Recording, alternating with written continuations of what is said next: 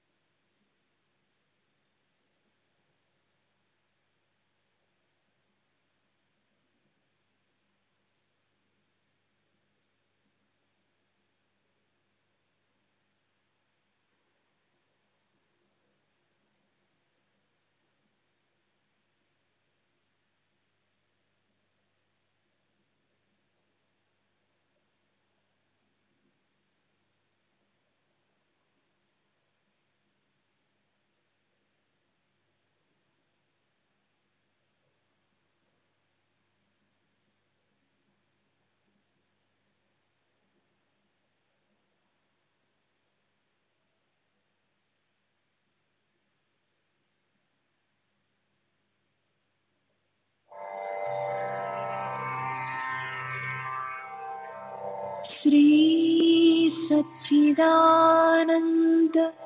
सद्गुरु साईनाथ महाराज की जय। सद्गुरु श्री साईनाथुनि शरद बाबूजी की जय।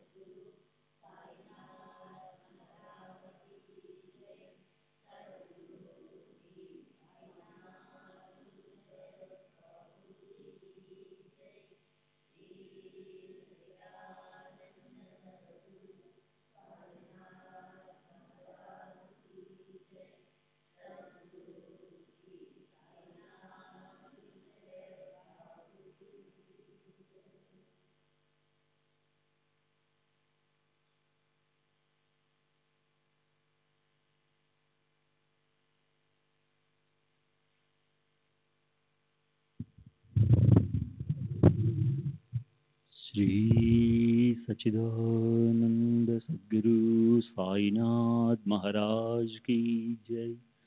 सद्गुरु श्री साईनाथ मुनि शरद बाबू जी की जय। శ్రీ సాయి భక్త అనుభవ సంహిత జూన్ 11వ తేదీ 1936. జస్టిస్ ఎంబి రేగే, బిఏ ఎల్ఎల్బి, వయసు సుమారు 50 సంవత్సరములు, సారస్వత్, ఇండోర్. శ్రీ సాయిబాబాను నేను సృష్టి స్థితి లయకారునిగా భావిస్తాను. వారు మహాసమాధి చెందక ముందు కూడా నేను అలాగే భావించేవాడిని. ఇప్పటికీ నాలో అదే భావం ఉంది. వారు ఎక్కడికి వెళ్ళిపోలేదు. ఇప్పటికీ ఎప్పటికీ మనతోనే ఉన్నారు, ఉంటారు. నా దృష్టిలో బాబాకు పరిమితులు లేవు. వారు సశరీరులుగా మా మధ్య సంచరిస్తున్నప్పుడు ఆయన పాంచభౌతిక రూపం మా దృష్టిని విశేషంగా ఆకర్షించేది. కానీ ఎక్కువ భాగం నా ఎరుకలో నిలిచింది మాత్రం ఆయన అనంతతత్వమే. మూర్తి భవించిన ఓ మనోమయ దివ్య తత్వంగా నాకు ఆయన గోచరించేవారు. పరిమితులు లేని అనంతతత్వం మానుష రూపంలో లీలా మాత్రంగా ఇమిడిపోయి మా కనుల ముందు సంచరిస్తున్నట్లు అనిపించేది. ఇప్పుడు ఆ పాంచభౌతిక దేహం కనుమరుగై సాయిబాబా అనే అవధులు లేని కేవల దివ్య తత్వం మాత్రమే మిగిలింది. వేదాంత తత్వశాస్త్రాల పట్ల నాకు ఆసక్తి లేదు. సాయిబాబా కొన్ని సందర్భాలలో దృష్టాంతాలు, నీతి కథలతో నిగూఢంగా మాట్లాడేవారు. వారి మాటలను ఒక్కో భక్తుడు ఒక్కో విధంగా అర్థం చేసుకునేవాడు. ఒకసారి వారు అలా నిగూఢంగా మాట్లాడి, అర్థమైందా అని నన్ను అడిగారు. నేను అర్థం కాలేదని చెప్పాను. అప్పుడు కొందరు భక్తులు అక్కడున్నారు. వారు వెళ్ళిపోయిన తరువాత నేను బాబాతో, మీరు నిగూఢంగా మాట్లాడే మాటలు నేను అర్థం చేసుకోలేకపోతున్నాను. మీరు నాకేదైనా చెప్పదలిస్తే నాకు అర్థమయ్యేట్లు చెప్పండి అన్నాను. అప్పటి నుండి బాబా నాతో నీతి కథల రూపంలో కాకుండా స్పష్టంగా మాట్లాడేవారు. నేను బాబా చెంతకు ఎలా వచ్చానో, వారే నా సర్వస్వం ఎలా అయ్యారో చెప్పే ముందు నా గురించి కాస్త చెప్పుకోవాలి. గోవాలో కొలువై ఉన్న శాంత దుర్గాదేవి మా ఎలవేల్పు. అక్కడున్నది ఆ దేవి యొక్క రుద్ర రూపం కాదు, భద్ర రూపం. సదా ఆనందాన్ని ప్రసాదిస్తుందని ఆ దేవిని ప్రార్థిస్తూ ఉండేవాడిని. నాకు 8వ ఏట ఉపనయనం జరిగింది. సంధ్య వార్చడం, గాయత్రి జపం చేయడం నేర్చుకున్నాను. వాటి పట్ల నాకెంతో గౌరవం ఉండేది. ఆ తరువాత నా ఆరాధన విష్ణు వైపుకు మళ్ళింది. ధ్రువుడు, మహావిష్ణువు ఉన్న చిత్రపటం ఒకటి మా ఇంట్లో ఉండేది. ఆ ఫోటోలోని విష్ణు రూపం నా హృదయంలో బలంగా ముద్రించుకుపోయింది. నేను ఆ రూపాన్ని ఎల్లప్పుడూ ధ్యానిస్తూ ఉండేవాడిని. కానీ విష్ణు రూపంపై ఏకాగ్రత నిలపాలని ప్రయత్నించినప్పుడు ధ్రువుని రూపం వలన తరచుగా నా ఏకాగ్రత చెదిరేది. అందువల్ల పటంలో ధ్రువుడు కూర్చుని ఉన్న భాగాన్ని కత్తిరించి ధ్యానం కొనసాగించాను. అంతేగాక ధ్రువుని స్థానంలో నన్ను ఉంచమని ఆర్తితో విష్ణుమూర్తిని ప్రార్థించేవాడిని. చిన్నతనం నుండి నేను ప్రాణాయామం, ఆసనాలు అభ్యసించేవాడిని. సిద్ధాసనంలో కానీ పద్మాసనంలో కానీ 1 లేదా 2 గంటలు స్థిరంగా కూర్చుని 15 నిమిషాల పాటు మనస్సులో ఒకే మూర్తిని నిలుపుకొని ధ్యానించగలిగేవాడిని. ప్రాణాయామంలో కూడా కొంతవరకు ప్రగతిని సాధించాను. ఇవన్నీ గురువు లేకుండానే చేయగలిగాను. ఇలా విష్ణురూప ధ్యానం నా 21వ సంవత్సరం వరకు తీవ్రంగా కొనసాగించాను. తరువాత 1910లో ఒకరోజు నిద్రలో నుండగా స్వప్నమో లేక ఒకానొక అలౌకిక స్థితిలోని దృశ్యమో సరిగా చెప్పలేను కానీ ఒకే రాత్రి వరుసగా 3 అనుభవాలు కలిగాయి. మొదటి అనుభవంలో నేను మంచంపై పడుకుని ఉండగా నాలో ఏదో మార్పు జరిగినట్లుగా అనిపించింది. నేను నా దేహం నుండి విడిపోయినట్లు, దాని నుండి వేరుగా ఉన్నట్లు గ్రహించాను. నా ముందు విష్ణుమూర్తి నిలబడి ఉన్నారు. అంతటితో ఆ దృశ్యం ముగిసింది. సుమారు 1 గంట తరువాత ఇదే విధమైన మరో అనుభవం కలిగింది. ఈసారి విష్ణుమూర్తి ప్రక్కన మరొకరు నిలబడి ఉన్నారు. విష్ణుమూర్తి వారిని చూపిస్తూ నాతో, షిరిడికి చెందిన ఈ సాయిబాబా నీవాడు, నీవు ఈయనను తప్పక ఆశ్రయించాలి అన్నారు. మరికొద్దిసేపటి తర్వాత 3వ దృశ్యం అనుభవమైంది. నేను గాలిలో తేలుతూ వెళుతున్నట్లు ఒక వింత అనుభవానికి లోనయ్యాను. ఆ విధంగా ఒక గ్రామానికి చేరుకున్నాను. అక్కడ ఒక వ్యక్తి కనిపించాడు. అతనిని ఇది ఏ గ్రామం అని అడిగాను. ఇది షిరిడి అని చెప్పాడు. ఇక్కడ సాయిబాబా అని పేరు గల వారు ఎవరైనా ఉన్నారా అని అడిగాను. ఉన్నారు, రండి చూపిస్తాను అని అతను నన్ను మసీదుకి తీసుకెళ్లాడు. అక్కడ సాయిబాబాను చూశాను. బాబా కాళ్ళు చాచుకొని కూర్చుని ఉన్నారు. నేను వెళ్ళి భక్తితో వారి పాదాలపై నా శిరస్సు నుంచాను. వెంటనే బాబా లేచి, నువ్వు నా దర్శనం చేసుకుంటున్నావా? నేను నీకు రుణగ్రస్తులను, నేనే నీ దర్శనం చేసుకోవాలి అంటూ వారి శిరస్సును నా పాదాలపై ఉంచారు. ఈ 3 దృశ్యాలు నన్ను ఎంతో ప్రభావితం చేశాయి. సాయిబాబా తమ సహజ రీతిలో కూర్చుని ఉన్న ఫోటో ఒకటి అంతకు మునుపు చూసి ఉన్నాను. కానీ అప్పటికి బాబా గురించి నాకేమీ తెలియదు. బాబా తరచుగా కాళ్ళు చాచుకుని కూర్చుంటారనే విషయం కూడా నాకు అప్పుడు తెలియదు. దృశ్యానుభవాలను వాటిలో చెప్పినట్లుగా బాబా నాకు నిర్ణయింపబడిన గురువో కాదో అనే విషయాన్ని నిర్ధారించుకునేందుకు కొంతకాలం తరువాత షిరిడికి బయలుదేరాను. నేను మసీదుకి వెళ్ళేటప్పటికి బాబా వద్ద చాలా మంది భక్తులు ఉన్నారు. నేను వెళ్ళి వారి పాదాలపై నా శిరస్సు నుంచి సాష్టాంగ ప్రణామం చేశాను. అప్పుడు బాబా, ఏంటి, నీవు మానవ మాత్రుని పూజిస్తావా అన్నారు. వెంటనే వెనక్కి తగ్గి కొద్ది దూరంలో కూర్చున్నాను. వారి తిరస్కారం నన్ను తీవ్రంగా గాయపరిచింది. నిజమే, నాకున్న పుస్తక పరిజ్ఞానం వలన మానవ మాత్రులను పూజించరాదు అనే అభిప్రాయం ఉండేది. బాబా నన్ను ఆదరించకపోవడానికి ఆ అభిప్రాయమే కారణమేమోనన్న ఆలోచన కలిగింది. ఈ సందిగ్ధంలో కొంతసేపు కొట్టుమిట్టాడాను. మానవులను పూజించరాదన్న అభిప్రాయం క్రమంగా నాలో అంతరించసాగింది. నా అనుభవంలో కనిపించిన విధంగా నా గురువు అంటే బాబా నన్ను తమ భక్తునిగా అంగీకరించలేదని కృంగిపోయాను. కొన్ని గంటల పాటు అక్కడే కూర్చుండిపోయాను. మధ్యాహ్నం అయింది. భక్తులందరూ వెళ్ళిపోయారు. బాబా ఒక్కరే ఉన్నారు. ఆ సమయంలో అనుమతి లేకుండా బాబా దగ్గరకు ఎవరూ వెళ్ళకూడదు. అలా వెళితే కీడు జరుగుతుందని భక్తుల అభిప్రాయం. కానీ నేను ఆ విషయాలేవి పట్టించుకునే స్థితిలో లేను. ఏ ఆశయంతో షిరిడి వచ్చానో అది నెరవేరలేదు. ఇక భయపడేందుకు ఏముంది? బాబా నా తల బద్దలు కొడతారేమో, కొట్టని. ఇలా ఆలోచిస్తూ మెల్లగా వారిని సమీపించసాగాను. అది గమనించి వారు నన్ను దగ్గరకు రమ్మని సైగ చేశారు. దాంతో ధైర్యం వచ్చి నేరుగా వెళ్ళి బాబా పాదాలపై శిరస్సులుంచాను. వెంటనే వారు నన్ను లేపి హృదయానికి హత్తుకున్నారు. సన్నిహితంగా కూర్చోబెట్టుకుని, నీవు నా బిడ్డవు, ఇతరుల సమక్షంలో మేము బిడ్డలను దూరంగా ఉంచుతాం అన్నారు. బాబా నన్ను ఉదయం ఎందుకు నిరాదరించినట్లుగా కనిపించారన్న దానికి సంతృప్తికరమైన జవాబు దొరికింది. వారు నా పట్ల చూపించిన గాఢమైన ప్రేమకు నా హృదయం ప్రతిస్పందించింది. వారే నా గురువు, రక్షకుడు, గమ్యం చేర్చగల దైవం అని తెలుసుకున్నాను. శ్రీ సచిదానంద సద్గురు సాయినాథ్ మహారాజ్ కీ జై. సద్గురు శ్రీ సాయినాథుని శరద్ బాబూజీ కీ జై.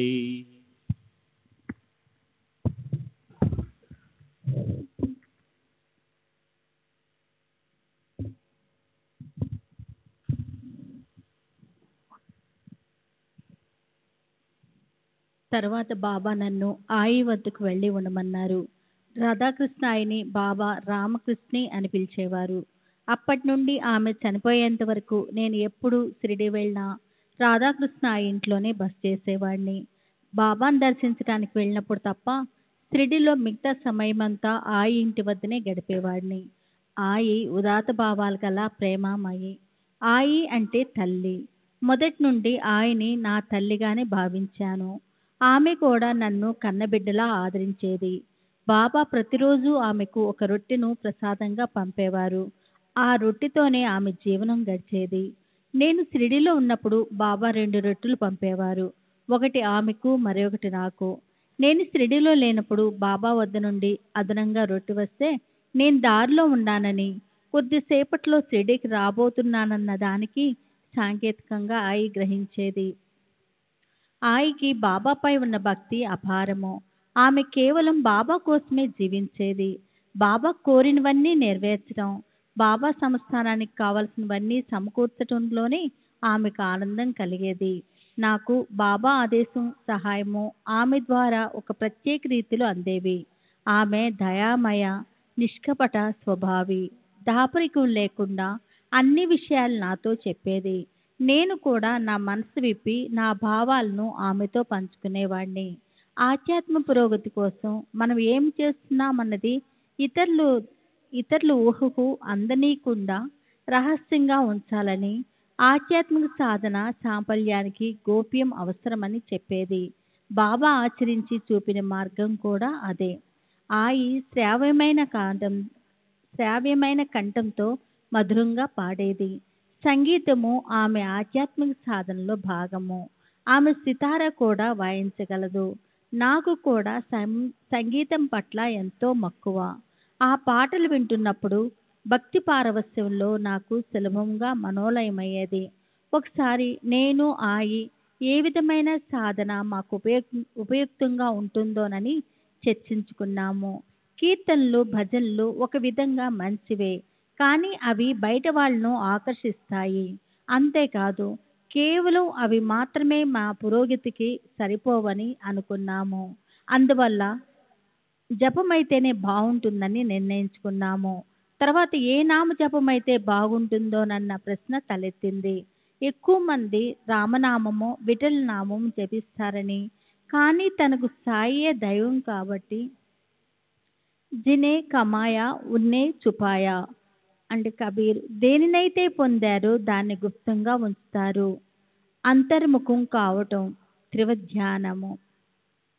ఈ భక్తుడు కింది విషయాలు కూడా చెప్పాడు. బాబాకు మంచి సంగీత పరిజ్ఞానం ఉంది. చక్కటి సంగీతాన్ని మెచ్చుకొని అభినందించేవారు. వారికి ముఖ్యంగా భజన కీర్తనలంటే మక్కువ.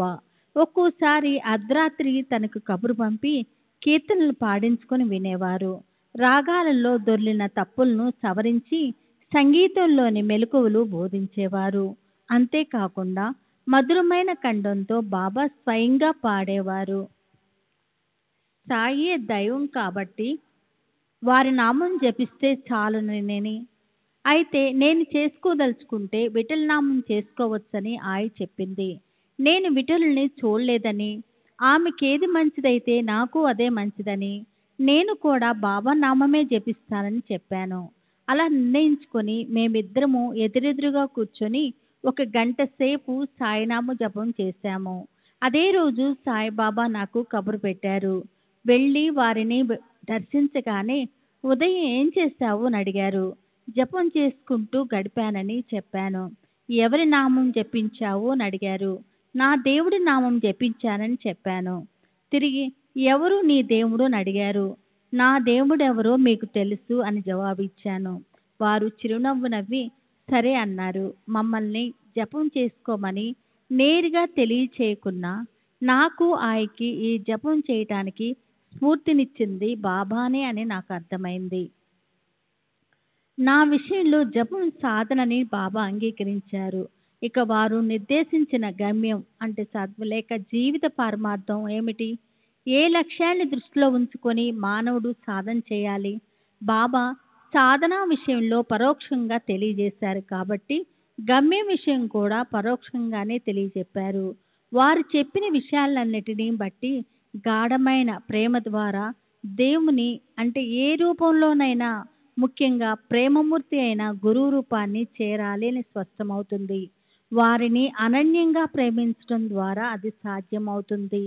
మేము ఆచరించింది అదే. వారి అపారమైన ప్రేమతో మాచే ఆచరింపజేసింది అదే. అన్ని మతాల అంతిమ లక్ష్యము మన దైవాన్ని బౌద్ధికంగా దర్శించటము లేదా సాక్షాత్కారం పొందటమేనని కొందరి అభిప్రాయము. కానీ నేను అలా అనుకోవటం లేదు. నేను బాబాను ఏకాగ్రతతో ధ్యానిస్తున్నప్పుడు ధ్యానంలో బాబా రూపం సాక్షాత్కరించేది. నేను దీనికి పెద్ద ప్రాధాన్యత ఇచ్చేవాడిని కాను. ఎందుకంటే బాబాను నేరుగా నా నుండి బాహ్యంగా చూడటం నాకు ఇష్టం లేదు. అందుకే బాబాను నాలోనికి వచ్చి నేనుగా ఉండమని ప్రార్థించాను. ఆత్మ అంటే నేను అనేది 2 పదార్థాలతో కూడుకున్నది. ఒకటి స్థూల శరీరము, రెండవది సూక్ష్మ శరీరము. సూక్ష్మ శరీరము మన ఉనికికి ఆధారమైనది, ఉత్కృష్టమైనది. మన ఆత్మ విఠల్ దేవుడు, ఇతర తత్వాలు అన్నీ సత్యం యొక్క ప్రతిబింబాలే. అందువల్ల నేను విఠల్ లేక స్థాయిగా ఎదగటానికి ప్రయత్నించాలి. వారు నాలో అత్యంత ఉన్నతంగా ప్రకాశించాలి. ఇదే నేను కోరుకునేది. నేను ఇంతవరకు భగవద్గీతను కానీ సక్రమంగా చదవలేదు. మొదటి నుండి శాస్త్ర గ్రంథాల పఠనానికి ప్రాముఖ్యతనివ్వలేదు. అందువల్ల ధ్యానంలోని వివిధ స్థితులను లేదా చరమస్థితిని గురించిన వివరాలలోనికి వెళ్ళను. ఒక గురు పౌర్ణమి పర్వదినాన ఎంతోమంది భక్తులు బాబా దర్శనానికి వచ్చారు. పవిత్రమైన ఆ రోజున బాబా ఆశీస్సులతో సద్గంధాలను తీసుకుంటే పారాయణం ఫలవంతం అవుతుందని భక్తుల అభిప్రాయము. కానీ తరచుగా బాబా ఎవరిచ్చిన పుస్తకం తిరిగి వారికే ఇవ్వకుండా మరొకరికి ఇస్తుంటారు. ఆ రోజు నా దగ్గర తప్ప భక్తులందరి వద్ద పుస్తకాలున్నాయి. ఇది గమనించిన బాబా పుస్తకాలను చూపిస్తూ వాళ్ళు ఈ పుస్తకాలలో బ్రహ్మను కనుగొనాలనుకుంటారు. కానీ ఈ పుస్తకాల్లో ఉండేది భ్రమే. నీ ఆలోచన సరి అయింది. నీవు ఈ పుస్తకాలను చదవనక్కర్లేదు. నన్ను నీ హృదయంలో నిలుపుకో, బుద్ధిని మనస్సును ఏకం చెయ్యి అని చాలు అన్నారు. అందువల్ల నేను ఏ ఆధ్యాత్మ గ్రంథాలు చదివేవాడిని కాదు. నేనేం చేయాలో అన్నది నా అనుభవాలే నాకు తెలియజేసేవి. ఇంతవరకు నన్ను ఏది ముందుకు నడిపించిందో, నేనేమి పొందానో దానికి నేను సంతృప్తిగా ఉన్నాను. నాకు బాబా పట్ల ఎంతో ప్రేమ ఉన్నప్పటికీ ఇతర భక్తులు బాబాకు చేసుకున్నంత సేవను నేను చేసుకోలేకపోయాను. 1912 గురు పౌర్ణమి సమయంలో అనుకుంటాను, నేను షిరిడీకి బయలుదేరి మన్మాడ్ స్టేషన్లో దిగాను. షిరిడీ వెళ్లే భక్తులు చాలామంది కనిపించారు. ప్రతి ఒక్కరి చేతిలోనూ పూలమాలలున్న బొట్టులున్నాయి. నాకు సర్వస్వమైన గురువును దర్శించగలుగుతూ ఒక్క పూలమాల కూడా తీసుకురానందుకు చింతించాను. అందరము షిరిడి చేరి మసీదుకి వెళ్ళాం. బాబా మెడ నిండా ఎన్నో పూలమాలలున్నాయి. వారికి వేసేందుకు నా వద్ద ఒక్క మాల కూడా లేనందుకు మరలా బాధ కలిగింది. అప్పుడు బాబా ఆ పూలమాలన్నిటినీ పైకెత్తి చూపుతూ ఇవన్నీ నీవే అన్నారు. ఆహా, అన్నిటినీ మన్నించి మరిపించి మురిపించే వారి ప్రేమ ఎంత గొప్పది. శ్రీ సచ్చిదానంద సద్గురు సాయినాథ్ మహారాజ్ की जय। సద్గురు శ్రీ సాయినాథుని శరత్ బాబూజీకి జై. అదే సంవత్సరంలో అంటే 1912లో మరొకసారి షిరిడి వెళ్ళి బాబాను దర్శించాను. అప్పుడు నా జేబులో 100 రూపాయలున్నాయి. బాబా 40 రూపాయలు దక్షిణ అడిగారు. వెంటనే ఇచ్చాను. కొద్దిసేపైన తర్వాత మరో 40 రూపాయలు అడిగారు. ఆనందంగా సమర్పించాను. మళ్ళీ 20 రూపాయలు అడిగారు. నా వద్ద మిగిలి ఉన్న 20 రూపాయలు కూడా ఇచ్చేశాను. ఇక ఒక్క పైసా కూడా మిగల్లేదు. ఉన్న డబ్బంతా బాబాకు ఇవ్వగలిగినందుకు సంతోషించాను. కాసేపటికి బాబా నన్ను మరలా పిలిచి దక్షిణ అడిగారు. నా దగ్గర ఇచ్చేందుకు ఏమీ లేదని చెప్పాను. నీ వద్ద డబ్బు లేకుంటే ఎవరినైనా అడిగి తెచ్చి ఇవ్వు అన్నారు. ఎవరి వద్దకు వెళ్ళమంటారో వారినే చెప్పమన్నాను. బాబా శ్యామా దగ్గరికి వెళ్ళమన్నారు. నేను శ్యామా దగ్గరికి వెళ్ళి జరిగింది చెప్పి డబ్బు అడిగాను. అప్పుడు శ్యామ, నీవు బాబాను సరిగా అర్థం చేసుకోలేదు. బాబాకు డబ్బు గడ్డిపోచతో సమానం. బాబాకి కావాల్సింది నీ బుద్ధి, మనసు, అంతేకాదు నీ సమయాన్ని, ఆత్మను బాబాకే సమర్పించాలని వారి ఉద్దేశం అన్నాడు. నేను మసీదుకి వెళ్ళి శ్యామ చెప్పిందంతా బాబాకు వివరించాను. వారు చిరునవ్వు నవ్వి దీక్షిత్తును అడగమన్నారు. నేను దీక్షిత్కు విషయమంతా చెప్పాను. డబ్బు లేకపోవడం, డబ్బు లేదా మరేదైనా యాచించవలసి రావడం అవమానంగా తలచరాదని, తనకు తాను గొప్ప అన్న భావన ఉండరాదని నాకు బోధించడానికే బాబా ఇదంతా జరిపిస్తున్నట్లు దీక్షిత్తు చెప్పాడు. నేను బాబా దగ్గరికి తిరిగి వెళ్ళి దీక్షిత్ చెప్పిన విషయాలు వారికి నివేదించాను. బాబా నవ్వి ఈసారి నానా సాహెబ్ చాందోర్కర్ దగ్గరికి వెళ్ళి అప్పు అడగమన్నారు. నేను నానా సాహెబ్ కోసం ఖండోబా ఆలయానికి వెళ్ళాను. అక్కడ నానా సాహెబ్ ఉపాసనీతో కలిసి ఆధ్యాత్మిక గ్రంథాలు పారాయణ చేస్తున్నాడు.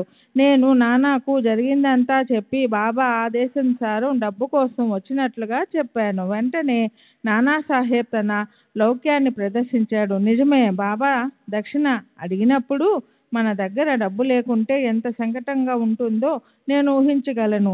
అందుకే నేను షిరిడి వచ్చేటప్పుడు సగం డబ్బు కోపరగాంలో దాచి ఉంచుతాను. ఇప్పుడు కూడా అలాగే చేశాను. ఇంటి నుండి 200 రూపాయలు తీసుకొచ్చి అందులో 100 రూపాయలు కోపరగాంలో ఉంచాను. బాబా అడిగినప్పుడల్లా దక్షిణ సమర్పిస్తూ చేతిలో డబ్బు అయిపోగానే కోపరగాం నుండి మిగిలిన డబ్బు తెప్పించుకుంటాను. నువ్వు కూడా అలాగే చెయ్యి అన్నాడు. నానాసాహెబ్ చెప్పిన విషయాలన్నీ బాబాకు నివేదించాను. నేను అక్కడ కూర్చొని ఉండగానే బాబా వెంటనే నానాను 3 సార్లు పిలిచి మొదటిసారి 40 రూపాయలు, రెండవసారి 40 రూపాయలు, మూడవసారి మిగిలిన మొత్తాన్నంతా దక్షిణ అడిగి తీసుకున్నారు. నానాసాహెబ్ వెంటనే కోపరగాంలో ఉన్న 100 రూపాయలు తెమ్మని మనిషిని పంపాడు.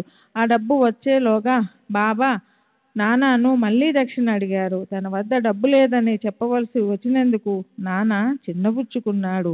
ఈ సంఘటన ద్వారా బాబా అవసరాలన్నీ తీర్చగలమని, వారు అడిగినవన్నీ ఇవ్వగలమని ఎవరైనా అనుకుంటే అది కేవలం భ్రమ అన్న విషయం నానాసాహెబ్కు, నాకు, అక్కడున్న వారందరికీ అర్థమయ్యింది.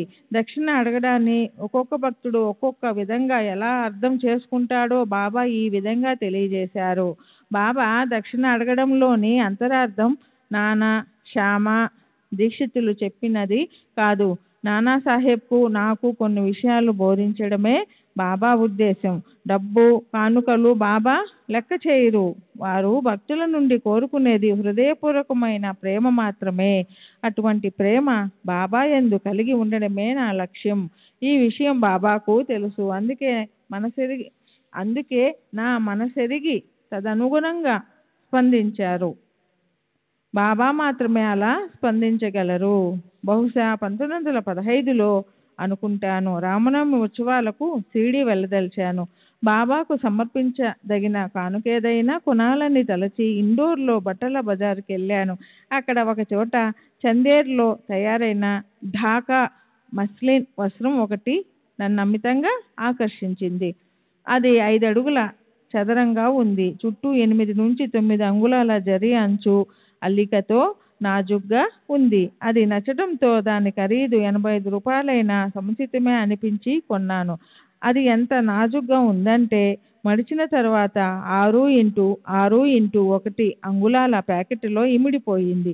నేను దానిని షిరిడీ తీసుకెళ్ళాను. ఆ ప్యాకెట్ని చొక్కా లోపల దాచుకుని మసీదుకు వెళ్ళాను. భక్తులు బాబాకు వస్త్రాలు సమర్పించి వాటిని బాబా ఆశీస్సులతో తిరిగి పొందాలని ఆశించేవారు.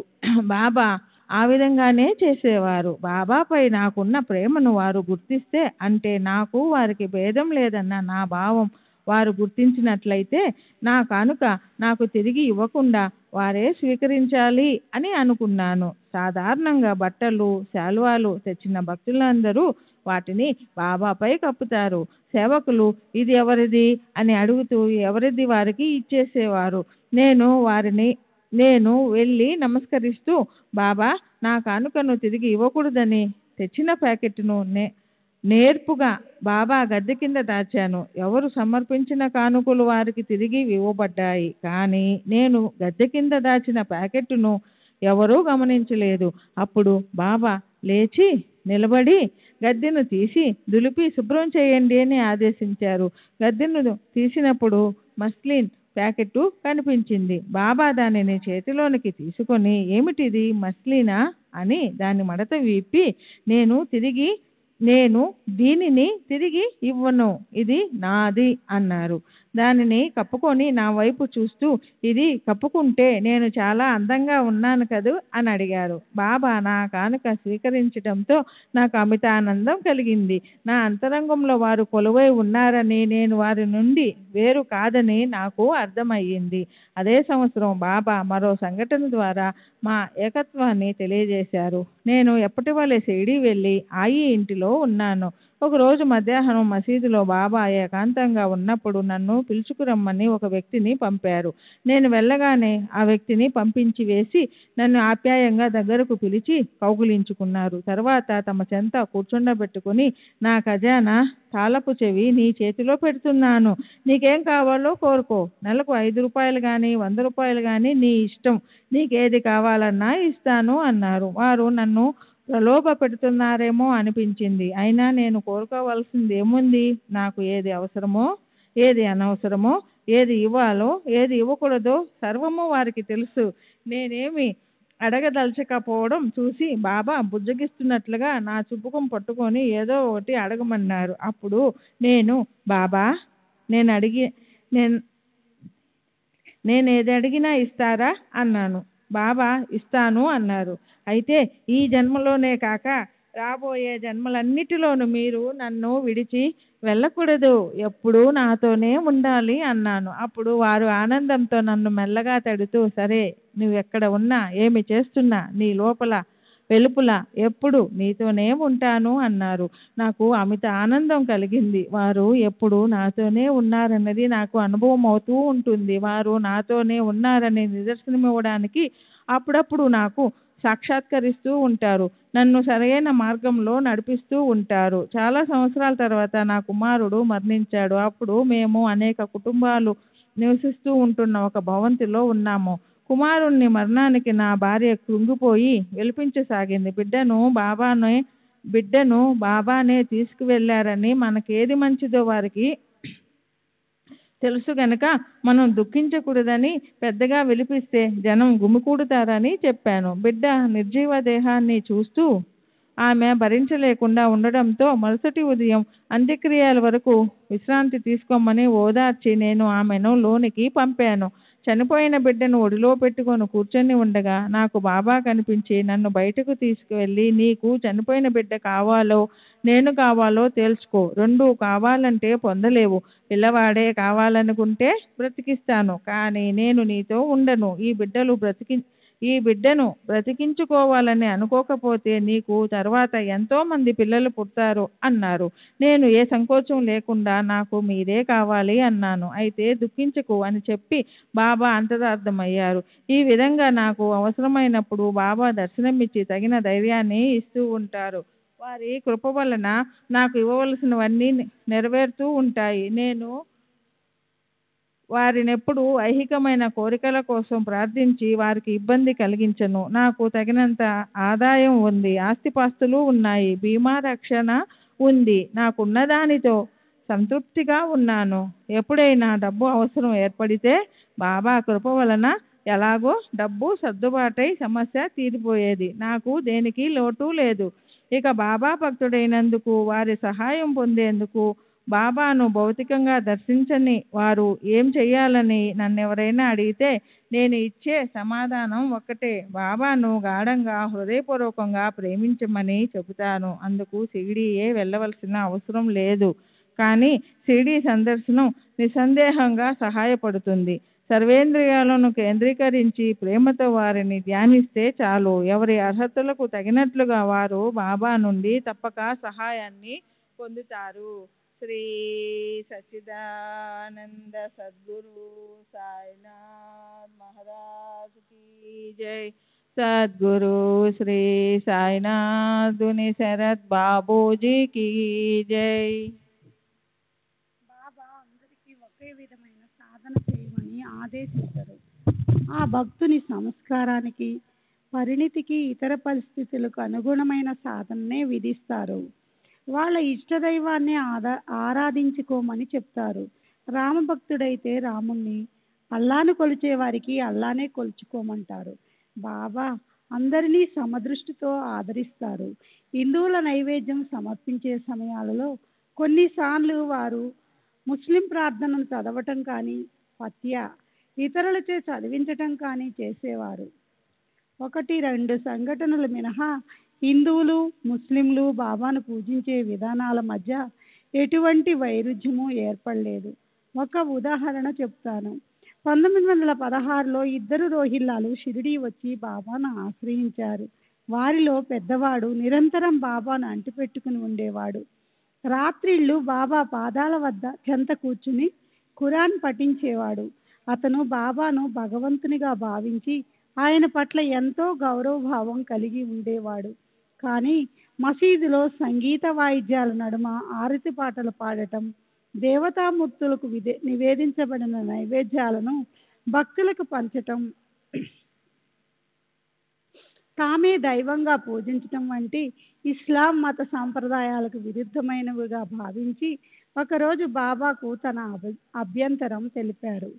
వారు చిరునవ్వు నవ్వి, అంతటా నిండి ఉన్నది అల్లానే అన్నారు.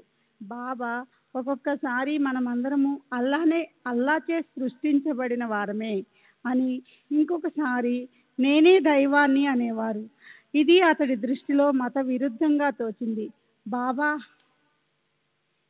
బాబా దైవమే అయినప్పటికీ వారి సిద్ధాంతం తప్పని, అందుకని వారి సిద్ధాంతాన్ని అంతమొందించాలని నిర్ణయించుకున్నాడు. ఒకరోజు బాబా నడిచి వెళ్తుండగా అతను కుడి చేతితో దుడ్డుకర్ర పట్టుకుని వారిని సమీపించాడు. అప్పుడు బాబా వెనుకకు తిరిగి రోహిల్లా ఎడమ చేతి మణికట్టును పట్టుకొని తీక్షణంగా అతని వైపు చూశారు. ఆ చూపుతో రోహిల్లా గుండె నిబ్బరం కోల్పోయాడు. చేతిలోని కర్రను కూడా పట్టుకునే శక్తి లేక దానిని జారవిడిచి నిస్సత్తువగా కూలిపోయాడు. బాబా అతన్ని అలాగే వదిలివేసి వెళ్ళిపోయాడు. చివరకు ఎవరో వచ్చి అతన్ని లేపవలసి వచ్చింది. కొన్ని రోజుల తర్వాత అతను బాబా వద్ద నుండి సెలవు తీసుకుని వెళ్ళిపోయాడు. మరలా రాలేదు. రెండవ రోహిల్లా అతని వలె మతద్వేషి కాదు. అతను విధేయతతో సంస్థానంలో సేవ చేసుకుంటూ గడిపాడు. ఇలా మత ఛాందసాన్ని ముస్లింలే కాదు, కొందరు హిందువులు కూడా ప్రదర్శించేవారు. కానీ ప్రతి సందర్భంలోనూ వాళ్ళలోని ద్వేషభావాన్ని ఒక విధంగా అణిచివేశారు. బాబాతో నాకున్న అనుభవాలని వివరించవలసిన అవసరమూ లేదు, అలా వివరించటం సాధ్యమూ కాదు. వారు నాపై చూపిన కరుణ అపారం. నా శ్రేయస్సు కోసం చేసిన ఏర్పాట్లు అనంతం. వారు భక్తులను ఆదుకునే పద్ధతులకు చేసే సహాయం ఒక్కొక్క భక్తునికి ఒక్కొక్క విధంగా ఉండేది. అవి ఆ భక్తుని యొక్క స్వభావానికి, పరిస్థితులకు అనుగుణంగా అమరేవి. నేను వారి నుండి అన్ని విధాల సహాయం పొందాను. బాబా సహాయపడే పద్ధతులు దిగువన వివరిస్తున్నాను. మనం ఏదైనా ఆపదలో ఉన్నప్పుడు దాని నుండి బయటపడే మార్గం ఇది అని ఓ ప్రేరణ ద్వారా మన మనస్సుకు తెలిసేటట్లు చేస్తారు. ఈ ప్రేరణ బాబా నుండి వచ్చినట్లు కూడా మనకు తెలుస్తుంది. ఉదాహరణకు, బాబా నాతో ఏదైనా అసాధారణ సమయంలో ఏకాంతంగా మాట్లాడాలని సంకల్పించారనుకోండి, వెంటనే నాకు బాబాను దర్శించాలనే ప్రేరణ కలిగేది. ఈ ప్రేరణ బాబానే కలిగిస్తారు. ఈ మొదటి పద్ధతి మనం ఎరుకలో ఉన్నప్పుడు కలిగి ప్రేరణలకు సంబంధించినది. రెండవ విధానంలో బాబా కొన్నిసార్లు ప్రత్యక్షంగా కనబడడం ద్వారా కానీ, స్వప్న దర్శనాల ద్వారా కానీ, ధ్యాన పారవశ్యంతో స్ఫురింపచేయటం ద్వారా కానీ సూచనలు, సలహాలు ఇవ్వటం జరిగేది. ఇది పొరపాటుకు తావు లేకుండా మన మనస్సులో చెరగని ముద్ర వేసే పద్ధతి. ఇక మూడవ విధానంలో బాబా మనను వేరొక వ్యక్తి దగ్గరికి పంపించి అతని ద్వారా మనకు పరిష్కారం చూపుతారు లేదా సూచన అందజేస్తారు. బాబా మనల్ని కలుసుకోమన్న వ్యక్తికి సమస్యను పరిష్కరించగల సామర్థ్యం కానీ, వివేకం కానీ ఉండదు. అతనికి సమస్య ఏమిటో, దాని పరిష్కారం ఏమిటో కూడా తెలియదు. అతను ఏదో ధోరణిలో మాట్లాడతాడు, కానీ ఆ మాట్లాడిన ఆ మాటల్లో మన సమస్యకు పరిష్కారం దొరుకుతుంది. బాబా సశరీరులుగా ఉన్నప్పుడు, సమాధి చెందిన తర్వాత కూడా పై 3 పద్ధతుల ద్వారా మాత్రమే కాక అనేక విధాలుగా శిక్షణ ఇచ్చి నాకు సహాయపడేవారు. శ్రీ సాయిబాబా, శ్రీ రామకృష్ణ పరమహంస ఒకే అంశలో అవతరించారని, వారిద్దరూ ఒకటేనని నా నమ్మకం. నా నమ్మకానికి క్రింది సంఘటనే నిదర్శనం. సుమారు 8 సంవత్సరాల క్రితం నేను దక్షిణేశ్వరం వెళ్ళాను. అక్కడ ముఖ్యమైన ప్రదేశాలు చూడటానికి స్థానికుడైన ఒక గైడుని ఏర్పాటు చేసుకున్నాను. అతను శ్రీ రామకృష్ణ పరమహంస పూజించిన కాళీమాత విగ్రహాన్ని, ఇతర మూర్తులను చూపించాడు. నేను కాళీమాత విగ్రహాన్ని పూజాగది బయట నుండే చూసి ముందుకు సాగాను. శ్రీ రామకృష్ణులు తరచూ ఆడుకుంటూ గడిపిన రామ్లాల్ చిన్న విగ్రహాన్ని చూడాలన్న ఆతృతతో దాన్ని చూపించమని గైడ్ని అడిగాను. అతను నన్ను ఒక దేవాలయానికి తీసుకెళ్లి ఒక పెద్ద విగ్రహాన్ని చూపిస్తూ ఇదే రామ్లాల్ అన్నాడు. నేను విస్తుపోయాను. అది రామ్లాల్ కావడానికి ఆస్కారమే లేదని చెప్పాను. దానికి అతడు, స్థానికుడైన తనకు అక్కడున్న ప్రదేశాలు, వాటి చరిత్ర క్షుణ్ణంగా తెలుసునని, క్రొత్తవాడినైన నాకు ఈ విషయాలు ఎలా తెలుస్తాయని అన్నాడు.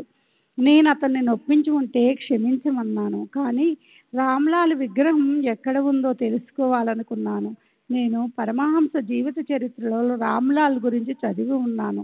అదే సమయంలో ఒక పూజారి నన్ను సమీపించి, దక్కన్ ప్రాంతం నుంచి వచ్చినది మీరేనా అని అడిగాడు. అవునని చెప్పాను. అయితే అక్కడున్న ప్రదేశాలన్నీ తన దగ్గరుండి చూపిస్తానన్నాడు. నేను అవన్నీ ఇప్పుడే చూశానని బదులిచ్చాను. అతను మళ్ళీ ఆ ప్రదేశాలు చూడమని పట్టుబట్టాడు. తనకు డబ్బేమీ ఇవ్వనక్కర్లేదని, దీనికి కారణం వేరే ఉందని చెప్పాడు. గత రాత్రి అతనికి ఒక కల వచ్చిందని, కలలో దక్కన ప్రాంతం నుండి ఒక భక్తుడు వస్తున్నాడని, అతనికి అన్నీ దగ్గరుండి చూపించమని ఆదేశం అందిందని, అందుకే నన్ను తనతో రమ్మని కోరాడు. నేనిక మారు మాట్లాడక అతనితో వెళ్ళాను. ఆ పూజారి నన్ను శ్రీ రామకృష్ణులు పూజించిన కాళీమాత ఆలయంలోని గర్భగుడిలోకి తీసుకెళ్ళి ఆ దేవతను తాకి నచ్చిన విధంగా పూజించుకునే అవకాశం కల్పించాడు. తరువాత రామ్లాల్ను చూపిస్తానన్నాడు. నా గైడు ఒక పెద్ద విగ్రహాన్ని చూపించి దాన్ని రామ్లాల్గా పరిచయం చేశాడని చెప్పాను. ఆ గైడు నన్ను మోసం చేశాడని చెప్తూ పరమహంస ఆడుకున్న రామ్లాల్ చిన్న విగ్రహాన్ని తెచ్చి నా ఒడిలో ఉంచాడు. నేను ఆశించిన దానికన్నా ఎక్కువగానే బాబా నాకు ప్రసాదించారు. బాబా శ్రీరామకృష్ణ పరమహంస వేరు కాదని ఒక్కరేనని నాకు అవగతమైంది. శ్రీ సాయిబాబా ఎంతో ప్రేమతో నన్ను తమ చెంతకు చేర్చుకున్నారు. బాబా పట్ల నాకు కూడా అంతే ప్రేమానురాగాలు ఉన్నాయి. మా మధ్య ఉన్న ఈ అనుబంధం నేను ఇతర మహాత్ములు దర్శించినప్పుడు వారు నన్ను ఆదరించిన విధానంలో ప్రతిబింబింపచేసేది. పూనా ఇతర ప్రదేశాల్లో తరచుగా కనపడుతుండే మాధవనాథ్ మహారాజ్ నేను 1927లో దర్శించాను. ఆయన 2 నెలల క్రితం నిర్యాణం చెందారు. నేనేమీ చెప్పకముందే వారు బాబాతో నాకున్న అనుబంధాన్ని గుర్తించి నీవు సాయిబాబాకు చెందిన వాడివి అని అన్నారు. అంతేకాక మొట్టమొదటి నేను బాబాను దర్శించినప్పుడు నాకు బాబాకు మధ్య జరిగిన సంభాషణ పొల్లుపోకుండా వర్ణించారు. తామప్పుడు అక్కడే ఉన్నట్లు చెప్పారు. అంటే వారు సూక్ష్మ రూపంలో కానీ సాయిబాబా రూపంలో కానీ అప్పుడు అక్కడే ఉంటారని నాకు అర్థమైంది. శ్రీ సచ్చిదానంద సద్గురు సాయినాథ్ మహారాజ్ की जय.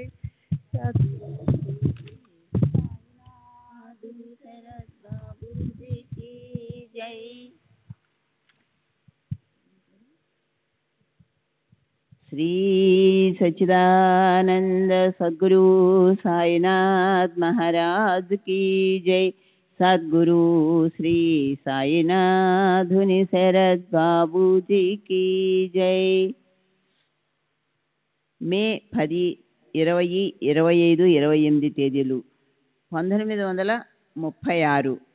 ఆచార్య Ganesh Govind Narke, MA Calcutta, MSc Manchester, భూగర్భ రసాయనిక శాస్త్ర ఆచార్యుడు, ఇంజనీరింగ్ కాలేజీ, దక్కన్ జింకానా, వయసు 53 సంవత్సరాలు, బ్రాహ్మణుడు, పూనా. ఆధ్యాత్మికతలో సాధించిన ప్రగతిని కానీ మహాత్ముల వలన పొందిన అనుభవాలను కానీ వెల్లడి చేయలేము.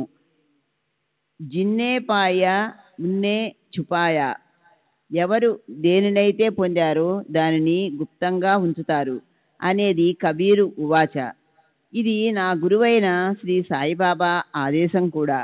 అందువల్ల అనుభవాల గురించి చెప్పడానికి ప్రయత్నించినప్పుడు నా గొంతు సహజంగానే మూగపోతుంది. నిజానికి అనుభవాలను రహస్యంగా ఉంచాలన్న విషయాన్ని ప్రక్కన పెడితే అంతరంగంలోని మాటల కందని అనుభవాలను పూర్తిగా వ్యక్తపరిచేందుకు ఎవరికీ సాధ్యం కాదు. అయినా సాయిబాబాను గురించి, వారి తత్వాన్ని గురించి, జగమెరిగిన సత్యాలను చెప్పడానికి నేను సంకోచించను. ఎందుకంటే అందరికీ తెలిసిన విషయాలను చెప్పడం వల్ల రహస్యాలు వెల్లడి చేసినట్లెలా అవుతుంది? నేనిప్పుడు ఇవ్వబోయే సమాచారం పెద్దగా చెప్పుకోదగినది కూడా కాదు. అది ధాన్యం నుండి వేరు చేసిన పొట్టు వంటిది. అయినప్పటికీ మీరు సాయిబాబాను గురించి ఎంతటి చిన్న విషయాన్నైనా తెలుసుకోవడానికి ఉత్సుకత చూపుతున్నందువలన మీకు కొన్ని వివరాలు అందిస్తాను. శ్రీ సాయిబాబా నేను నిత్యం ఇంట్లో పూజించే దేవతల మధ్య ఉంచాను. శ్రీ సాయిబాబా భగవంతుడే కానీ ఒక సాధారణ సత్పురుషుడు మాత్రం కాదు. వారి కళ్ళల్లో ప్రకాశించే దివ్య తేజస్సు వారొక గొప్ప సత్పురుషుడని తెలియజేస్తుంది. వారి చర్యలు, మహిమలు అత్యద్భుతమైనవి. ఇక నేను ఆధ్యాత్మికత వైపు ఎలా మళ్ళాను, బాబాతో నాకు ఎలా పరిచయం ఏర్పడిందో వరుసగా వివరిస్తాను. నా చుట్టూ ఉన్న పరిసరాలు శ్రీ సాయిబాబా పట్ల నాకున్న విశ్వాసాన్ని పెంపొందించడానికి తోడ్పడ్డాయి. మా మామగారైన బూటి, నా భార్య, మా అమ్మ అందరూ బాబాకు గొప్ప భక్తులు. వారు బాబాను దైవంగా పూజించేవారు. నేను జ్ఞానేశ్వరి, మహాత్ముల గొప్పతనాన్ని తెలియజేసే ఇతర గ్రంథాలను చదువుతూ ఉండేవాడిని. నేను 1905లో ఎంఏ పట్టా పుచ్చుకున్నాను. కలకత్తాలో 1907 నుండి 1909 వరకు జియోలజికల్ సర్వేలో భూగర్భ పరిశోధనకు శిక్షణ పొందాను. 1909లో కేంద్ర ప్రభుత్వం నన్ను ఉన్నత విద్యకై మాంచెస్టర్, ఇంగ్లాండు నగరానికి పంపింది. అక్కడ గనులు భూగర్భ శాస్త్రంలో ఎంఎస్సి పట్టా పుచ్చుకున్నాను. 1912 ఆగస్టులో స్వదేశానికి తిరిగి వచ్చాను. నా భార్య, తల్లి, మామగారు తరచూ షిరిడీలో గడిపేవారు. ఒకసారి షిరిడీ వచ్చి సాయిబాబాను దర్శించమని నాకు జాబు రాశారు. బాబా నన్ను రమ్మని చెప్తే వస్తానని వారికి జాబు రాశాను. మా మామగారు బాబాను సంప్రదించి వారు నన్ను రమ్మన్నట్టుగా తిరిగి జాబు రాశారు. దాంతో 1913 ఏప్రిల్లో షిరిడీ చూసి అప్పుడప్పుడు ఉల్లాసంగా చిందులేసే షిరిడీ వెళ్ళాను. దాంతో 1913 ఏప్రిల్లో షిరిడీ వెళ్ళాను. బాబా మా బంధువుల పట్ల ఎంతో ఆదరణ చూపేవారు. మా అమ్మను చూసి అప్పుడప్పుడు ఉల్లాసంగా చిందులేసేవారు. నేను మొదటిసారి మాధవరావు దేశపాండేతో శ్యామతో కలిసి బాబాను దర్శించడానికి వెళ్ళాను. అప్పుడు మాధవరావు నన్ను వారికి పరిచయం చేశాడు. బాబా వెంటనే, ఇతనిని నాకు పరిచయం చేస్తున్నావా? 30 తరాల నుండి ఇతను నాకు తెలుసు అన్నారు. నా భూతకాలమంతా బాబాకు తెలియడం ఎంతటి అద్భుతమైన విషయమో. బాబాలో మొదట నన్ను ఆకర్షించింది వారి కళ్ళు. వారి చూపు నా అణువణువులోకి చొచ్చుకొని పోయేది. చావడిలో ఆసీనులైనప్పటి వారి రూపం నా హృదయంలో చెరగని ముద్ర వేసింది. నాకు క్రమంగా అంతరంగికమైన అనుభవాలు కలగసాగాయి. ముందు అక్కడి వాతావరణానికి అలవాటు పడి వారికి సేవ చేయడం, ఆరతులకు హాజరవ్వడం మొదలుపెట్టాను. వచ్చిన కొత్తల్లో నేను ఒకసారి హారతికి వెళ్ళినప్పుడు బాబా కోపావేశాలతో ఊగిపోతున్నారు. ఏ కారణం లేకుండా అందరిపై తిట్ల వర్షం కురిపిస్తున్నారు, కేకలేస్తున్నారు. ఇది చూచి బహుశా బాబా పిచ్చివాడేమోననే సందేహం క్షణకాలం నా మదిలో మెదిలింది. ఎప్పటివలే హారతి పూర్తయింది. ఆ రోజు మధ్యాహ్నం తిరిగి బాబా దగ్గరికి వెళ్ళి వారి పాదసేవ చేస్తున్నాను. అప్పుడు బాబా చిన్నగా నా తలపై తట్టి, నేను పిచ్చివాడిని కాదు అన్నారు. నా ఆశ్చర్యానికి అంతులేదు. వారు సర్వాంతర్యామి. వారి నుండి దాచేందుకు ఏదీ సాధ్యపడదని నాకు అర్థమైంది. అప్పటి నుండి వారి అంతర్యామిత్వం అనుభవమయ్యే ఎన్నో సంఘటనలు నాకు జరిగాయి. బాబా మాట్లాడినప్పుడు నా హృదయ పీఠంపై ఆసీనులై నా మనసులోని ఆలోచనలు, కోరికలు తెలుసుకొని చెప్తున్నట్లుండేది. వారు నాలో ఉన్న దైవం.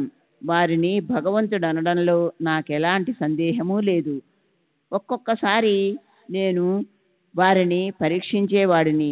ప్రతి పరీక్షలోనూ వారు సర్వజ్ఞులని, సర్వవ్యాపకులని, సంకల్పమాత్రాన అన్నింటినీ మార్చగల సమర్థులన్న విశ్వాసం కలిగేది. భూత భవిష్యత్ వర్తమానాలలో వారికి తెలియని విషయమంటూ ఏదీ లేదని రుజువు చేసే ఎన్నో వందల అనుభవాలలో నుండి కొన్నింటిని దిగువ తెలియపరుస్తాను. 1913లో బాబా నాతో, మీ మామ ఇక్కడ ఒక పెద్ద రాతి కట్టడం నిర్మిస్తారు, దానికి నీవు పర్యవేక్షకునిగా ఉంటావు అన్నారు. బాబా చెప్పినట్లుగా మా మామగారు 1915-16లో వాడ ప్రస్తుత సమాధి మందిరం నిర్మించడం ప్రారంభించారు.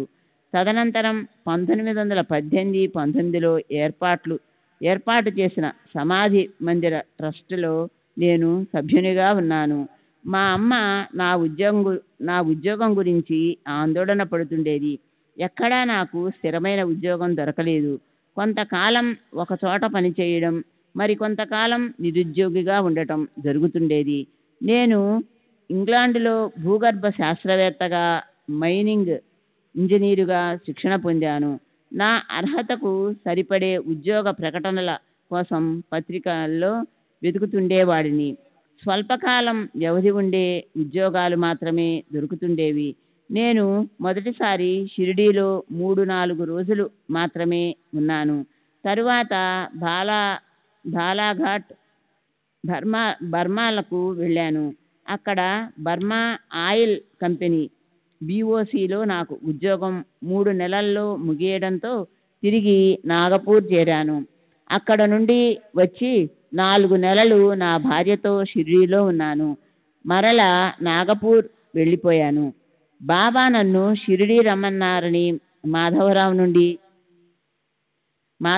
నుండి ఉత్తరం రావడంతో ఈసారి ఒక్కడినే షిరిడీ వెళ్ళి 13 నెలలు గడిపాను. నాకు ఉద్యోగం లేదు. అయినా దిగులు పడలేదు. అప్పుడప్పుడు చిత్రంగా నాకు ఈ ఫకీరు జీవితమే మేలేమోనన్న ఆలోచన కలిగేది. శ్రీ సచ్చిదానంద సద్గురు సాయినాథ్ మహారాజ్ కీ జై. సద్గురు శ్రీ సాయినాథుని శరత్ బాబూజీ కీ.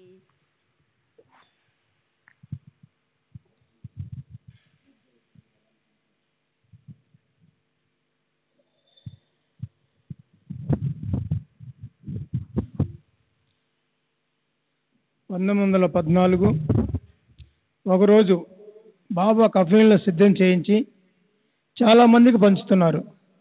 నేను అదంతా కాస్త దూరం నుండి చూస్తుండగా బాబా నాకు ఒక కఫన్ ఇస్తే దాన్ని దాచుకొని బాబా భజన తదితర ప్రత్యేక సందర్భాలలో ధరించవచ్చునన్న ఆలోచన కలిగింది. ఇంకా చాలా కఫనీళ్లు మిగిలి ఉన్నప్పటికీ హఠాత్తుగా బాబా కఫనీలను పంచడం ఆపేశారు. కాసేపటి తర్వాత నన్ను దగ్గరకు రమ్మని సైగ చేసి నా తలపై తమ హస్తాన్నుంచి మెల్లగా తడుతూ, కఫ్నీ ఇవ్వనందుకు నన్ను తప్పుపట్టవద్దు, ఆ ఫకీరు నీకు ఇవ్వడానికి అనుమతించలేదు అన్నారు. నేను ఎక్కడా స్థిరపడకపోవడంతో నా ఉద్యోగం గురించి మా బంధువులు బాబాను అడిగేవారు.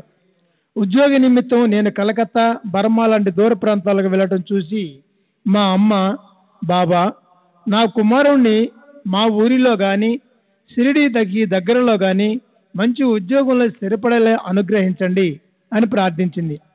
అందుకు బాబా, నేను అతన్ని పూనాలో స్థిరపరుస్తాను అని అన్నారు. ఒక్కొక్కప్పుడు నాకు ఒకేసారి అనేక ఉద్యోగాలు వచ్చేవి. వాటిలో నుండి నేను ఒకదాన్ని ఎంపిక చేసుకోవాల్సి వచ్చేది. బాబా యొక్క సర్వజ్ఞత, దివ్య దృష్టిపై విశ్వాసంతో నాకు దారి చూపమని ప్రతిసారి వారిని అడిగేవాడిని. బాబాపై నాకున్న నమ్మకం పాలు త్రాగే పసిపాపకు తన తల్లిపై ఉన్నటువంటిది. ఆయన ఎంపిక తరచూ చిత్రంగా ఉండేది. కలకత్తా వెళ్ళడమా, బర్మా వెళ్ళడమా అన్న మీమాంస వచ్చినప్పుడు ఎంతో దూరాన ఉన్న బర్మాకు వెళ్ళమన్నారు. నేను బాబా దగ్గరికి వెళ్ళి అడిగిన ప్రతిసారి ఆ ప్రదేశం పేరుకు ప్రక్కన పూనాను జత చేసి వెళ్ళమనేవారు. 1916వ సంవత్సరం వారణాసిలో ఆచార్య పదవి, బర్మాలోని ఉద్యోగం, ఈ రెండింటిలో ఏదో ఒకదాన్ని ఎన్నుకోవలసి వచ్చింది. బాబా బర్మా, పూనా వెళ్ళు అన్నారు. మైనింగ్ ఇంజనీర్ అయిన నాకు నా విద్య అర్హతకు తగిన ఉద్యోగం పూనాలో దొరికే అవకాశం లేదని తెలిసి నాలో నేను నవ్వుకునేవాడిని. 1918 నుండి నేను పూనాలో చేస్తున్న పర్మనెంట్ ఉద్యోగం అంటే భూగర్భ రసాయన శాస్త్ర ఆచార్యుడు 1913లోనే వారి దృష్టిలో ఉంది. నా భవిష్యత్తు మొత్తం వారికి వర్తమానం అన్నమాట. చాలా రోజుల తర్వాత 1916లో షిరిడీ వచ్చాను. వచ్చిన వెంటనే బాబాకు ఎవరెవరు ఏ ఏ సేవలు చేస్తున్నారనే విషయం విచారించాను. వామన్ రావు పటేల్ BA LLB గ్రామంలో బాబా తరపున భిక్షకు వెళ్ళే సేవ చేసుకుంటున్నట్లు తెలిసి కాస్త అసూయపడ్డాను. అలాంటప్పుడు నాకు మాత్రం ఆ సేవను ఎందుకు ప్రసాదించకూడదు అనే ఆలోచన కలిగింది. కానీ దాన్ని బయటకు వ్యక్తపరచలేదు. ఇంతలో బాబాను దర్శించే సమయం అయినందున బట్టలు మార్చుకునే వ్యవధి లేక నేను ధరించి ఉన్న సూటు, బూటు, ప్యాంటు, కోటు, హేటులతోనే మసీదుకి వెళ్ళి బాబాను దర్శించాను. వామన్ రావుకు భిక్షాపాత్రనిచ్చి పంపమంటారా అని ఒక భక్తుడు అడిగి అప్పటికే 3 సార్లు బాబాను అడిగాడు. ఉన్నట్టుండి బాబా నన్ను చూపుతూ, ఆ భిక్షాపాత్ర ఇతనికివ్వండి, ఈరోజు ఇతను భిక్షకు వెళ్తాడు అన్నారు. సూటు, బూటుతోనే వెళ్ళి భిక్ష తెచ్చాను. నాకు ఆ సేవ లభించిన 4 నెలలు నేను మామూలుగా ధరించే బట్టలతో మధ్యాహ్నం భిక్షకు వెళ్ళేవాడిని. బాబా నన్ను ఈ సేవకి ఎందుకు ఎన్నుకున్నారో అని అందరూ ఆశ్చర్యపడేవారు. హృదయాంతర్యామి అయిన బాబా నా మనసెరిగి నాకు ఈ విధంగా సేవ చేసుకునే అవకాశం ప్రసాదించారు. బాబా తరపున మధ్యాహ్నం భిక్షకు వెళ్లే భాగ్యాన్ని వారు కొద్ది మందికి మాత్రమే ఇచ్చేవారు. అది 1917వ సంవత్సరం. పూనా ఇంజనీరింగ్ కాలేజీలో భూగర్భ శాస్త్రం బోధించేందుకు ఒక ప్రొఫెసర్ కావాలని పత్రికలో ప్రకటించారు. అది చూసిన వెంటనే ఆ ఉద్యోగానికి దరఖాస్తు చేయమంటారా అని బాబాను అడిగాను. వారు చేయమన్నారు. ఆ ఉద్యోగానికి సంబంధించిన వారిని కలుసుకోవడానికి పూనా వెళ్ళాను. అక్కడ ఎక్కువ మంది అభ్యర్థులు పోటీపడి పలుకుబడి గల వారి సిఫార్సులు తీసుకుని రావడంతో నా పరిస్థితి క్లిష్టమైంది. నేను షిరిడి నుంచి వచ్చిన తరువాత బాబా అక్కడున్న వారిని నార్కే ఎక్కడికి వెళ్ళాడు అని అడిగారు. నేను ఉద్యోగ ప్రయత్నం కొరకు పూనా వెళ్ళినట్లు చెప్పగానే ఆయన అల్లా అనుగ్రహిస్తారు అన్నారు. తరువాత నార్కేకు పిల్లలున్నారా అని బాబా విచారించగా నాకు చాలా మంది పిల్లలు పుట్టారు, కానీ ఎవరు ఎక్కువ కాలం బ్రతకలేదని వాళ్ళు చెప్పారు. అప్పుడు కూడా బాబా అల్లా అనుగ్రహిస్తారు అని ఆశీర్వదించారు. 1918లో నాకు ఉద్యోగం వచ్చింది. 1919లో నా ఉద్యోగం పర్మనెంట్ అయింది. ఆ తరువాత నాకు కలిగిన బిడ్డలందరూ క్షేమంగా ఉన్నారు. నాకు 4 కుమారులు ఉన్నారు. ఇవన్నీ బాబా కృపాశీస్సుల వలన మాత్రమే సాధ్యమయ్యాయి. శ్రీ సాయిబాబాను గురించిన ఎన్నో విషయాలు వారిని బాహ్యంగా మాత్రమే చూచిన వారెవరైనా సులభంగా చెప్పగలరు. కానీ బాబాను కేవలం బాహ్యంగా మాత్రమే గమనించి వారిని అర్థం చేసుకున్నామని అనుకోవటంలో వాళ్ళ అంచనాలు తప్పవుతాయి. బాబా తమ చెంతకు రక్షణ సహాయం కోసం వచ్చిన వారి సామర్థ్యమునకు అనుగుణంగా వ్యవహరించేవారు. బాబా వద్దకు ఎక్కువ మంది ప్రాపంచిక ప్రయోజనాలను ఆశించే వచ్చేవారు. అటువంటి వారికి బాబా తమ నిజతత్వాన్ని వ్యక్తపరిచేవారు కాదు, కానీ లోతుగా ఆలోచించి అవగాహన చేసుకోగల సమర్థత గల వారికి తమ గురించి తమ శక్తి గురించి తెలియజేసేవారు. నేను మొదటి నుండి బాబాను నిశ్చితంగా పరిశీలించేవాడిని. వారు అది గమనించి తెలివి కలవాడివే, హోషియార్ అని మెచ్చుకునేవారు. ఎప్పుడైనా వారు చెప్పే మాటలలోని అంతరార్థాన్ని నేను గ్రహించలేనప్పుడు ఎంత ముద్దురా దుబ్యా అనేవారు.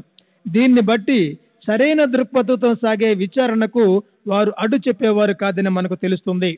వారు చేసే ప్రతి పనిలోనూ పలికే ప్రతి మాటలోనూ ఏదో ప్రాముఖ్యత ఉండి తీరుతుంది. వాటిలో చాలా వరకు నేను అర్థం చేసుకోగలిగేవాడిని. బాబాను నిశ్చితంగా గమనించే వారికి వారు భౌతికంగా షిరిడీలో కనిపిస్తున్నా సూక్ష్మ దేహంతో ఇతర లోకాల్లోనూ సంచరిస్తూ వారి కర్తవ్యాన్ని నిర్వహిస్తుంటారన్న అద్భుత సత్యం అవగతమవుతుంది. వారు మాట్లాడే మాటలను సామాన్యులు అర్ధరహితంగా పరిగణించేవారు, కానీ సంజ్ఞలు, నీతి కథలు, ఉపమానాలతో కూడిన వారి మాటలు నర్భగర్భితంగా ఉండేవి. కనుక సామాన్యులు వారి మాటలలోని లోతును సరిగా అర్థం చేసుకోలేక యథాతథంగా తీసుకొని ఎవరికి తోచిన వ్యాఖ్యానాలు వారు చేసుకునేవారు. అంతేకాదు బాబాను ఒక అలౌకికవాదిగాను అత్యాశ గలవానిగాను అపార్థం చేసుకునేవారు. ఉదాహరణకు ఒకసారి ఒక వ్యక్తి మసీదుకి వచ్చి బాబాను కొద్దిసేపు పరిశీలించాడు. బాబాపై అతని అభిప్రాయం ఏమిటో తెలుపమని అడిగాను. అతను నిరాశతో ఎల్లప్పుడూ డబ్బు గురించి మాట్లాడే సాధువులు నేనెక్కడా చూడలేదు అన్నాడు. బాబా తరచుగా పైసా అనే పదాన్ని పుణ్యం అనే అర్థంతో మాట్లాడతారని అతనికి తెలియదు. బాబా మాటలను జాగ్రత్తగా పరిశీలించి విశ్లేషిస్తే వారి తత్వము, చర్యలు, శక్తి అద్భుతమైనవని, వారు తమ భక్తులను ఆదుకునే పద్ధతి, రక్షించే తీరు విలక్షణమైనవన్న నిర్ధారణకు వస్తారు. జూన్ 4వ తేదీ 1936 చెప్పిన విషయాలు.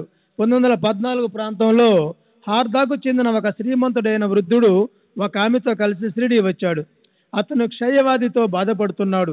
షిరిడి చేరిన 1 నెలకు ఆరోగ్యం మెరుగుపడటంతో షిరిడీనే తన నివాసంగా చేసుకున్నాడు. కానీ 2వ నెల చివరిలో అతని పరిస్థితి విషమించి మృత్యువు సమీపించినట్లు అనిపించింది. అప్పుడు బాబా దగ్గరికి వెళ్ళి సహాయం కోరేందుకు వారింట్లో మగదిక్కు ఎవరు లేనందువల్ల ఆయన ఇంట్లోని ఆడవాళ్లు, వాళ్ళ స్నేహితురాళ్ళు బాబాను అడిగి ఊది తెచ్చిపెట్టమని నన్ను అభ్యర్థించారు. నేను బాబా దగ్గరికి వెళ్ళి విషయం చెప్పి ఊది అడిగాను. బాబా, ఆ వృద్ధుడు ఈ ప్రపంచాన్ని వదిలి వెళ్ళటమే మంచిది, అతనికి ఊది ఏమి చేయగలదు, అయినా వాళ్ళు అడుగుతున్నారు కాబట్టి తీసుకెళ్ళు అన్నారు. నేను ఊది తీసుకుని వాళ్ళకిచ్చాను. కానీ బాబా చెప్పిన విషయాలేవి వాళ్లకు వెల్లడించలేదు. అతని పరిస్థితి మరింత విషమించింది. అప్పుడు శ్యామ బాబాను దర్శించి ఆ వృద్ధునికి అంతిమ గడియలు సమీపించాయని చెప్పాడు. బాబా, అతనెలా చనిపోగలడు, రేపు ఉదయానికల్లా ప్రాణం పోసుకుంటాడు అని అన్నట్లున్నారు. ఆ మాటలను బట్టి అతను చనిపోడని అంతా అనుకున్నారు. కానీ వృద్ధుడు ఆ రాత్రి మరణించాడు. అయినా వాళ్ళు శవం చుట్టూ దీపాలు వెలిగించి మరుసటి రోజు మధ్యాహ్నం వరకు వేచి చూచారు. అతడిలో శ్రీ సచిదానంద సద్గురు సాయినాథ్ మహారాజ్ की जय. सद्गुरु श्री साईनाथ निशरद बाबू जी की जय.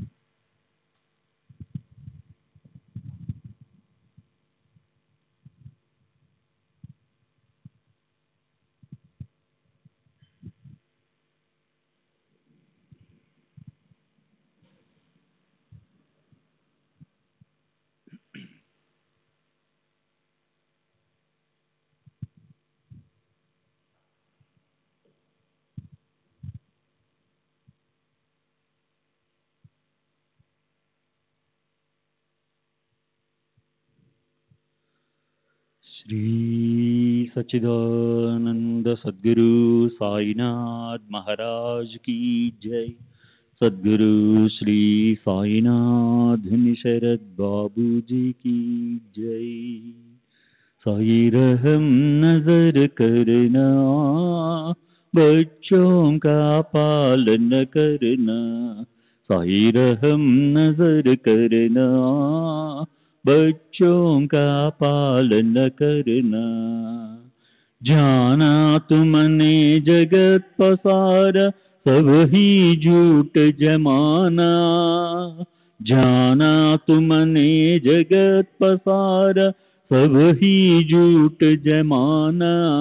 साई रहम नजर करना, बच्चों का पालन करना.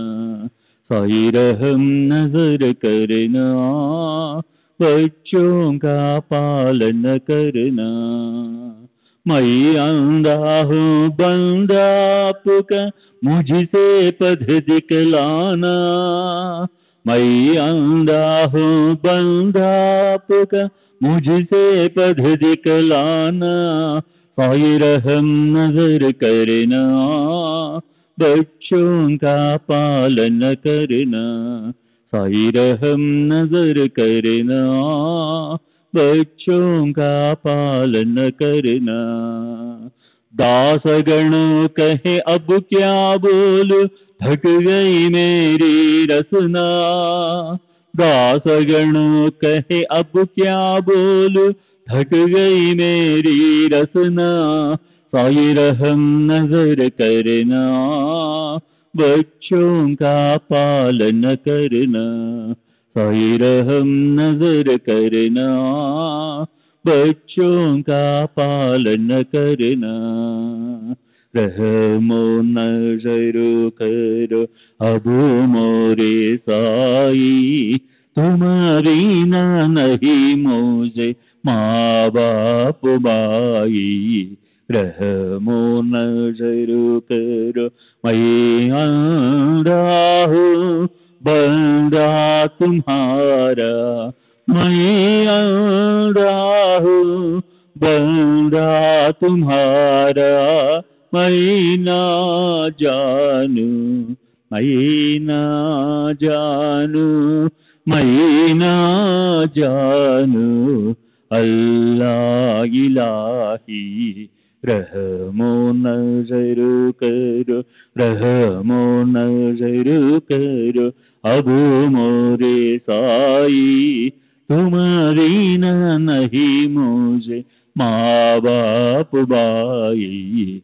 रहमो नजर करो करो काली जमाना मैंने गमाया काली जमाना मैंने गमाया साथी आकर का साथी आकर का साथी आकर का तुम बिना कोई रहमो नजर करो रहमो नजर करो अब मोरे साई तुम बिना नहीं मुझे माँ बाप भाई रहमो नजर करो अपने मस्जिद का झाड़ू गणो है अपने मस्जिद का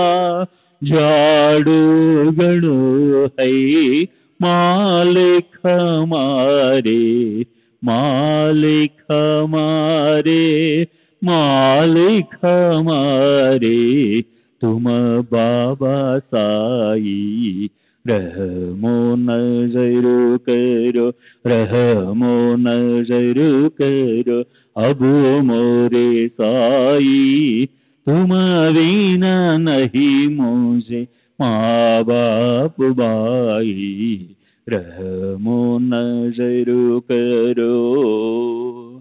श्री सच्चिदानंद सद्गुरु साईनाथ महाराज की जय।